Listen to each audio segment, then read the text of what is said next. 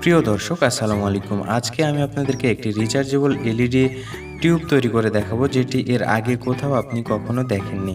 তো আশা করি ভিডিওটি ভালো লাগবে। এই মুহূর্তে আমার হাতে দেখতে পাচ্ছেন একটি 12 ভোল্টের টিউব এলইডি লাইট, যেটি হচ্ছে ডিসি ভোল্টেজে চলে, অর্থাৎ 12 ভোল্টের ব্যাটারি বা সোলার বা হচ্ছে অ্যাডাপ্টার 12 ভোল্টের ডিসি এলইডি টিউব এটি। তো এই এলইডিটিকে আমি হচ্ছে রিচার্জেবল করব, অর্থাৎ এর ভিতরে দুইটি ব্যাটারি দিয়ে দেব এবং এটি রিচার্জেবল তৈরি করব, যাতে করে কারেন্ট চলে গেলে খুব সহজে এটা ব্যবহার করা যায় এবং বাসা বাড়িতে অনেক কাজে লাগে। তো যেহেতু এটি 12 ভোল্টের এলইডি লাইট রয়েছে, এই জন্য আমরা এটি রেখে দিয়ে এর ভেতরে একটি 4 ভোল্টের এলইডি লাইটের পাতা এর ভিতরে দিয়ে দিব।